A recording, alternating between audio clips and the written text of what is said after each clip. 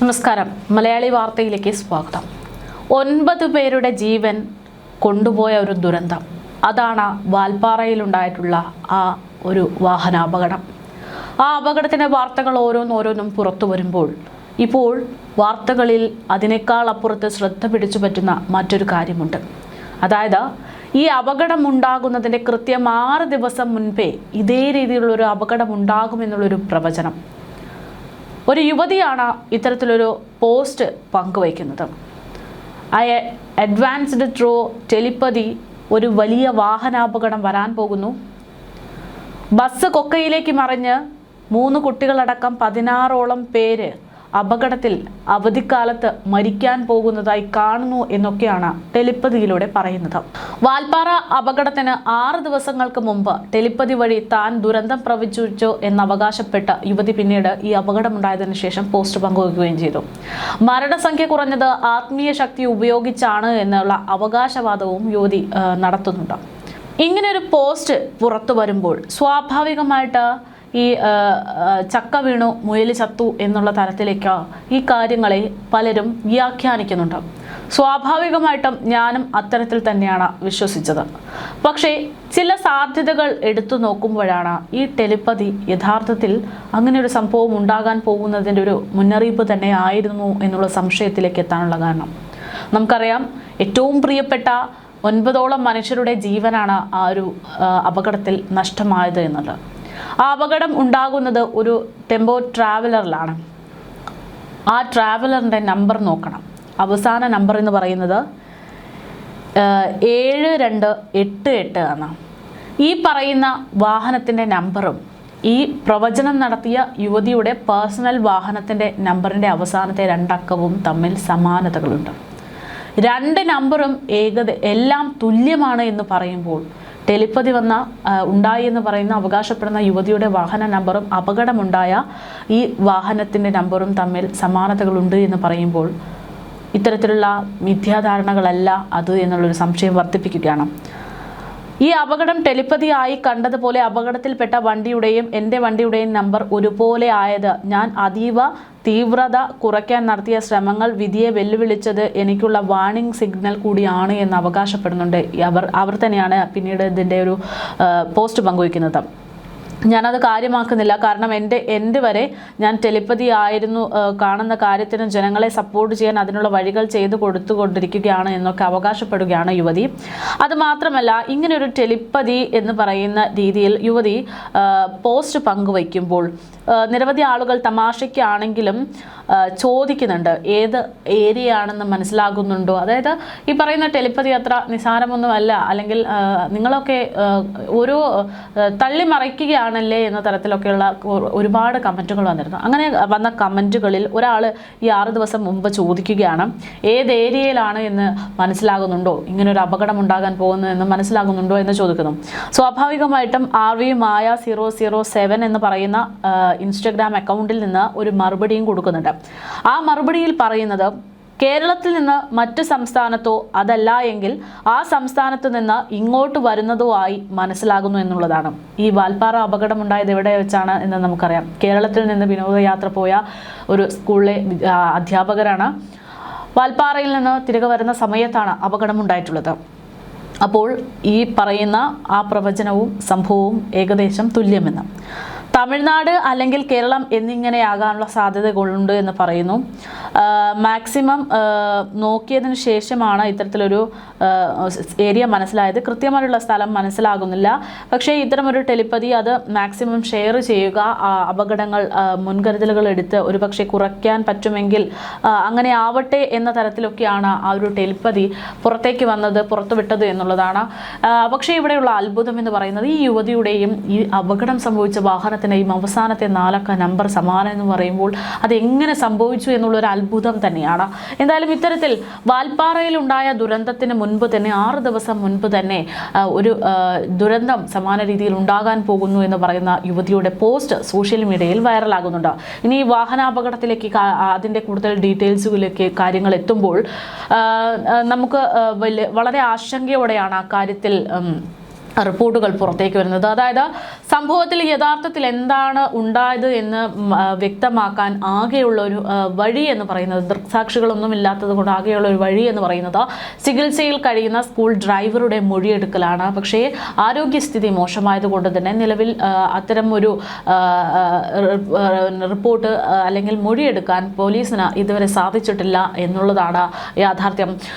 അതേസമയം ഈ സംഭവത്തിൽ പൊള്ളാച്ചി RTO റിപ്പോർട്ട് ഇപ്പോൾ തമിഴ്നാട് സർക്കാരിനടക്കം കൈമാറിയിരിക്കുകയാണ് എന്നുള്ള വിവരങ്ങളാണ് പുറത്തേക്ക് വരുന്നത്. വാഹനം ഫുള്ളായിട്ട് നശിച്ചത് കൊണ്ട് തന്നെ പരിശോധനകൾ അത് മനസ്സിലാക്കാനുള്ള പരിമിതികളുണ്ട് എങ്കിൽ പോലും നിലവിൽ ഈ ഒരു ഇതുമായി ബന്ധപ്പെട്ട് അപകടവുമായി ബന്ധപ്പെട്ട് RTO റിപ്പോർട്ട് തയ്യാറാക്കി സമർപ്പിച്ചിരിക്കുകയാണ്. ഇറക്കത്തിൽ ഗിയർ ഡൗൺ ചെയ്യാതെ ഇറങ്ങിയതും അപകടത്തിന് കാരണമായേക്കാം എന്നുള്ളതാണ് ഇതിൽ പ്രധാനമായിട്ടും പറയുന്നത്.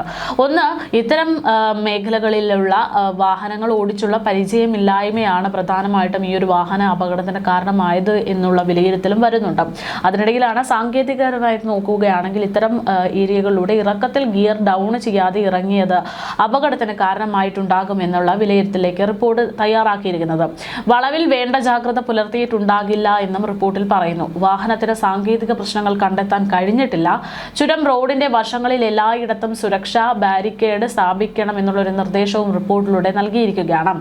ആശുപത്രിയിലായതിനാൽ ഡ്രൈവറുടെ മൊഴിയെടുക്കാൻ സാധിച്ചിട്ടില്ല എന്നുള്ളതാണ് ഏറ്റവും അടുത്ത റിപ്പോർട്ടുകൾ. ഈ മൊഴി കൂടി എടുത്താൽ മാത്രമേ കൂടുതൽ വ്യക്തത വരുമെന്നും ഉദ്യോഗസ്ഥർ ചൂണ്ടിക്കാട്ടുന്നുണ്ട്.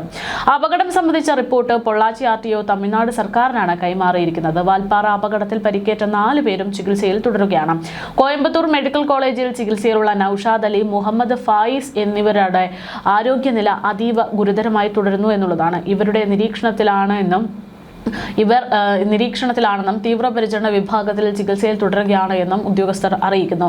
കോയമ്പത്തൂർ മെഡിക്കൽ കോളേജിൽ തന്നെ ചികിത്സയിലുള്ള സഹദിൽ മുഹമ്മദിനെ വാർഡിലേക്ക് മാറ്റിയതായ ഒരു ആശ്വാസ വാർത്തയും പുറത്തുവരുന്നുണ്ട്.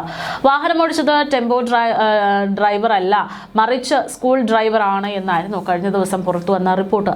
അതിനുശേഷം എന്തോരം മാത്രം വിമർശനങ്ങളാണ് ഈ ഡ്രൈവർക്കെതിരെ വന്നത് എന്നറിയാമോ? അതായത് നമുക്കറിയാം, ഒരു സ്കൂൾ അവിടെയുള്ള ഒരു ഡ്രൈവർ എന്ന് പറയുന്നത് വിദ്യാർത്ഥികൾക്കും അധ്യാപകർക്കും ഏറ്റവും പ്രിയപ്പെട്ട ഒരാൾ തന്നെയാണ്.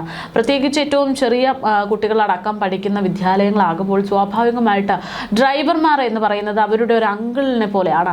അത്തരത്തിൽ ഏറ്റവും സ്നേഹത്തോടെ പ്രവർത്തിച്ചിരുന്ന ഒരാളാണ് നൌഷാദ് എന്നാണ് അറിയാൻ സാധിക്കുന്നത്.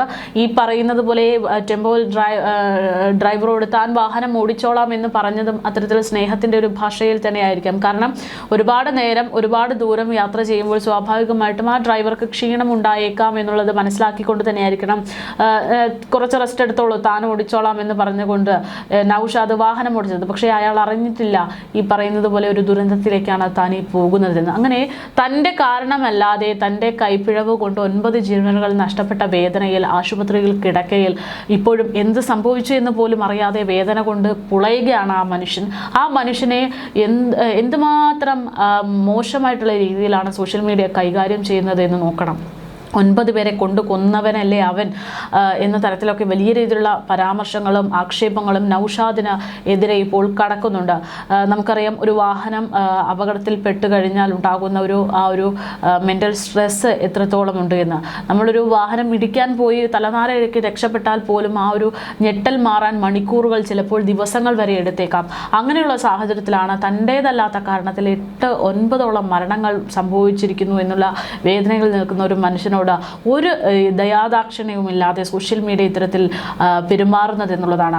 നൌഷാദിനെതിരെ വലിയ രീതിയിലുള്ള സൈബർ ആക്രമണങ്ങളാണ് നിലവിൽ നടന്നുകൊണ്ടിരിക്കുന്നത്. എന്തായാലും ഇത്തരം സാഹചര്യങ്ങളിലും നൌഷാദിനെ തിരികെ ജീവിതത്തിലേക്ക് കൊണ്ടുവരാനുള്ള പെടാപ്പാടിലാണ് ആശുപത്രി അധികൃതരും കുടുംബങ്ങളും ഒക്കെ തന്നെ. നൌഷാദിനെയും മറ്റ് ആശുപത്രിയിൽ ചികിത്സയിൽ തുടരുന്ന എല്ലാവരെയും എത്രയും പെട്ടെന്ന് ജീവിതത്തിലേക്ക് തിരിച്ചു കൊണ്ടുവരാനുള്ള പ്രയത്നങ്ങൾ തുടരുകയാണ്. വാഹനാപകടത്തിന്റെ പ്രാഥമിക റിപ്പോർട്ട് തമിഴ്നാട് സർക്കാർ നിലവിൽ കേരള മോട്ടോർ വാഹന വകുപ്പുകളൊക്കെ തന്നെ തയ്യാറാക്കി നൽകുന്നു എന്നുള്ളതാണ് അപകടത്തിൽപ്പെട്ട വാഹനം താഴേക്ക് പതിക്കുന്നതിനിടെ പാറക്കെട്ടിലിടിച്ചാണ് ഇത്രയും ഗുരുതരമായിട്ടുള്ള അപകടമുണ്ടാകാൻ സാഹചര്യം ഒരുക്കിയതെന്നാണ് വിവരം. വാഹനത്തിൽ നിന്ന് തിരിച്ചു വീണവരാണ് രക്ഷപ്പെട്ടത് എന്നുള്ള കണ്ടെത്തലും പുറത്തേക്ക് വരുന്നുണ്ട്. താഴേക്ക് പതിച്ച വാഹനം പാറക്കെട്ടുകളിൽ ഇടിച്ച് തകർന്നാണ് അപകടത്തിന്റെ വ്യാപ്തി കൂടിയിട്ടുള്ളത്. അതേസമയം അപകടത്തിൽ പരിക്കേറ്റവരുടെ ആരോഗ്യഗതിയിൽ നേരിയ പുരോഗതി കാണിക്കുന്നു എന്നുള്ള ആശ്വാസ വാർത്തയുമുണ്ട്. കോയമ്പത്തൂർ മെഡിക്കൽ കോളേജ് ആശുപത്രിയിൽ കഴിയുന്ന 3 പേരുടെ ആരോഗ്യസ്ഥിതിയിൽ നേരിയ പുരോഗതിയുണ്ട് എന്ന് ഡോക്ടേഴ്സ് അറിയിക്കുന്നു. മരിച്ച സാജിദയുടെയും മകൻ Shahadil, van driver Muhammad Faiz, Pang government LP സ്കൂളിലെ ബസ് ഡ്രൈവറായിരുന്ന നൌഷാദ് എന്നിവരാണ് നിലവിൽ ചികിത്സയിൽ കഴിയുന്നത്. ഇത്തരത്തിൽ ഒരു അപകടമുണ്ടായപ്പോൾ പൊലിഞ്ഞ ജീവനുകൾ അത് വലിയ സങ്കടത്തിലായിത്തീരിക്കുകയാണ് ആ ഒരു പാങ് എന്ന് പറയുന്ന നാടിന് മാത്രമല്ല, ഈ പറയുന്നത് പോലെ വലിയ പ്രതീക്ഷകളോടെ ജീവിക്കാൻ തുടങ്ങിയ ഒരുപാട് മനുഷ്യരാണ് ജീവൻ നഷ്ടപ്പെട്ട് പോയിരിക്കുന്നത് എന്നുള്ളതാണ്. കഴിഞ്ഞ ദിവസം തന്നെ പലരുടെയും വീടെന്നുള്ള സ്വപ്നം സാക്ഷാത്കരിക്കാൻ സാധിക്കാതെ, അല്ലെങ്കിൽ വീടെന്ന സ്വപ്നം സാക്ഷാത്കരിച്ച് ഒരു മാസം പോലും പിന്നിടാതെ അവിടെ നിന്ന് ജീവൻ നഷ്ടമായിരിക്കുന്ന ചില ആളുകളാണ് എന്നുള്ള തരത്തിലൊക്കെ വാർത്തകൾ പുറത്തു വന്നിരുന്നു. കുടുംബപരമായിട്ട് അല്ലെങ്കിൽ വീട്ടുകാര്യങ്ങളിലൊക്കെ എടുത്തു നോക്കുമ്പോൾ ഈ മരണപ്പെട്ട 9 പേരുടെയും വീട്ടിലെ കഥകൾ വ്യത്യസ്തമാണ്, ഹൃദയം അലയിക്കുന്നതാണ്. ഒരു മനുഷ്യൻ എന്നത് ഒരു ഇത്തരത്തിലൊരു അപകടത്തിൽ പൊലിയുമ്പോൾ ഉണ്ടാകുന്ന വേദന എത്രത്തോളം എന്ന് നമുക്കറിയാം. അപ്പോൾ അവരുടെ വ്യക്തിപരമായിട്ടുള്ള കാര്യങ്ങളൊക്കെ എടുത്തു നോക്കുമ്പോൾ കൂടുതൽ ആഴത്തിലുള്ള കാര്യങ്ങളാണ് അറിയാൻ സാധിക്കുന്നത്. അത്തരം വേദനകളിലൂടെ മുന്നോട്ട് പോകുമ്പോൾ ആ സ്കൂൾ ഇന്നും ഒരു കരകയറിയിട്ടില്ല, വേദനയിൽ നിന്ന് കരകയറിയിട്ടില്ല എന്ന് തന്നെ പറയേണ്ടി വരും. ഒരു സ്കൂളിലെ സഹപ്രവർത്തകർ ഒന്നിച്ച് നടത്തിയിട്ടുള്ള വിനോദയാത്ര അത് വലിയൊരു ദുരന്തത്തിൻ്റെ കാരണമായി മാറിയ ഈ ഒരു ആഘാതത്തിലാണ് പാങ്, പാറമ്മൽ ഗ്രാമവും സ്കൂളും സഹപ്രവർത്തകരും എന്നുള്ളതാണ് ഏറ്റവും പ്രധാനപ്പെട്ട കാര്യം. യാത്രക്കിടെ അധ്യാപകരെടുത്ത ചിത്രങ്ങളും സ്കൂൾ ഗ്രൂപ്പുകളിൽ ഇപ്പോൾ വൈറലാകുന്നുണ്ട്. ഇതിനിടയിൽ യാത്രയിൽ ഒരു അധ്യാപിക പാട്ടുപാടുന്നതടക്കം സോഷ്യൽ മീഡിയയിലും വൈറലാകുന്നു. അവരുടെ അവസാനത്തെ ആ ഒരു സന്തോഷ നിമിഷങ്ങൾ കണ്ണ് നിറയുകയാണ് സോഷ്യൽ മീഡിയയിൽ പലർക്കും. എന്തായാലും ഇത്തരത്തിൽ വളരെ സങ്കടകരമായിട്ടുള്ള പോസ്റ്റുകളും കാര്യങ്ങളും ഒക്കെ വൈറലാകുന്നതിനിടയിലാണ് ഈ പറയുന്നത് പോലെ ഒരു പ്രവചനം, ആ പ്രവചനത്തിലുണ്ടായിട്ടുള്ള ഈ ഒരു വിശ്വസിക്കാൻ സാധിക്കാത്ത പല കാര്യങ്ങളും കേൾക്കേണ്ടി വരുന്നത് എന്നുള്ളതാണ്. എങ്ങനെയാണ് അവർക്ക് ഇത്ര കൃത്യമായിട്ട് ഏകദേശമുള്ള സ്ഥലം, ഏകദേശം എത്രത്തോളം ആളുകൾ മരണപ്പെടും എന്നതൊക്കെ മനസ്സിലായത് എന്നുള്ളത്. ഈ ടെലിപ്പതി എന്ന് പറയുന്ന സംഭവം അത് ഇത്രമാത്രം ആഴത്തിലുള്ളതാണോ എന്നതടക്കമുള്ള സംശയങ്ങൾ ഇപ്പോൾ ഉയരുകയാണ്. എന്തായാലും ഇപ്പോൾ കാത്തിരിക്കുന്നത് നൌഷാദിൻ്റെ കൂടെ മൊഴിയിലേക്കാണ്. ആ മൊഴി കൂടെ വരുമ്പോൾ ഈ ടെലിപ്പതി, ഈ അപകടം, നൌഷാദിൻ്റെ മൊഴി എല്ലാം കൂടെ കൂട്ടിവാഴിക്കുമ്പോൾ എന്താണ് യഥാർത്ഥത്തിൽ അന്ന് അവിടെ സംഭവിച്ചത് എന്നത് വ്യക്തമാകും. അത് അറിയാൻ വേണ്ടിയുള്ള കാത്തിരിപ്പിലാണ്. ഇപ്പോൾ അറിയുക എന്ന് പറയുമ്പോൾ നഷ്ടപ്പെട്ടവരുടെ ജീവിതം അത് നമുക്ക് തിരിച്ചു കൊണ്ടുവരാൻ പറ്റില്ല, എങ്കിൽ പോലും എന്താണ് അവിടെ സംഭവിച്ചത് എന്ന് അറിയാനുള്ള ഒരു ആകാംക്ഷ കേരളത്തിലെ ജനങ്ങൾക്കൊന്നടങ്കമുണ്ട്. ഇവിടെ നമ്മൾ പ്രധാനമായിട്ടും ഇത്തരത്തിൽ അറിയുക എന്നതിനേക്കാൾ ഉപരി അതൊക്കെ മനസ്സിലാക്കിയതിനു ശേഷം ഒരുപക്ഷെ നൌഷാദ് പറയാൻ പോകുന്നത് അയാളുടെ വാഹനം ഓടിച്ചപ്പോഴുണ്ടായ ബുദ്ധിമുട്ടുകളെ കുറിച്ചായിരിക്കും. അതായത് കൃത്യമായിട്ട് പരിചയമില്ലാത്ത മേഖലകളിലൂടെ വാഹനം ഓടിക്കുമ്പോഴുണ്ടാകുന്ന അപകട സാധ്യതകളെ കുറിച്ചായിരിക്കും നൌഷാദ് മൊഴി നൽകുമ്പോൾ പറയാൻ പോകുന്നത്. അത്തരം കാര്യങ്ങൾ കേൾക്കുമ്പോൾ ആളുകൾ ചെയ്യേണ്ടുന്നത് ഇരു യാത്രകൾ ചെയ്യുമ്പോൾ മുൻകരുതലുകൾ എടുക്കുക. പരിചയമില്ലാത്ത സ്ഥലങ്ങളിലൂടെയൊന്നും ഞാൻ ഓടിച്ചോളാം എന്നുള്ള ഒരു ആത്മവിശ്വാസത്തിൽ നിന്നും കയറി വാഹനം ഓടിക്കാതിരിക്കുക എന്നുള്ളതാണ്. നമ്മൾ വിചാരിക്കുന്നത് പോലെയുള്ള ഒരു പ്രകൃതിയല്ല ഇത് എന്ന് മനസ്സിലാക്കണം. നിസാരമെന്ന് പറയുന്ന പലയിടങ്ങളും വലിയ അപകടങ്ങളാണ് മറഞ്ഞു നിൽക്കുന്നത് എന്നുള്ളതാണ്.